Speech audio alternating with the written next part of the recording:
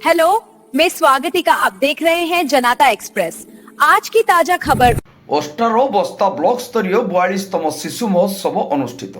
सारा राज्य में ओष्टा पक्षर बस्तार ब्लॉक स्तरीय शिशु महोत्सव अनुष्ठित होता बेले बस्ता ब्लॉक अंतर्गत करुआ पंचायत स्थित कारुआ गदाधरकर उच्च विद्यालय ओष्टा पक्षर 42तम ब्लॉक स्तरीय शिशु महोत्सव अनुष्ठित होईछि। चैतन्य प्रसाद साहू सभापतित्व में मुख्य अतिथि भाव ओष्टा बालेश्वर जिला सभापति मनोरंजन दास, मुख्य वक्ता भाव पूर्वतन ओष्टा बालेश्वर जिला कार्यकारी सभापति रमेश चंद्र नायक, सम्मानित अतिथि भाव पूर्वतन ओष्टा बस्ता ब्लॉक सभापति सृष्टिधर पात्र, ओष्टा जिला उपसभापति शिवशंकर मिश्र, संपादक हरिवास दास, उपसभापति जतीन्द्र दास अधिकारी, उपसभापति तृप्ति राउत, ओष्टा बस्ता ब्लॉक सह संपादक संतोष कुमार साहू प्रमुख जोग दे निज निज वक्तव्य प्रदान करिसेंती।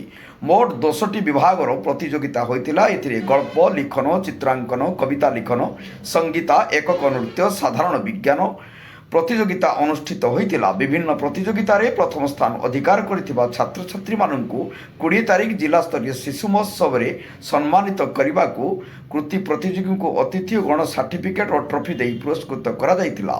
सभा प्रारंभ रे विद्यालय रे छात्र छात्री के द्वारा प्रधान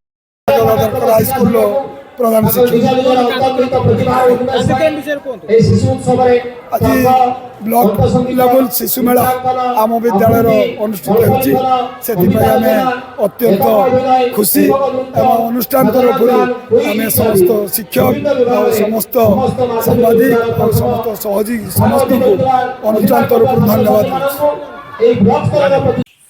हेलो दोस्तों, मेरे चैनल को लाइक सब्सक्राइब जरूर करना और जनता एक्सप्रेस देखना ना भूले।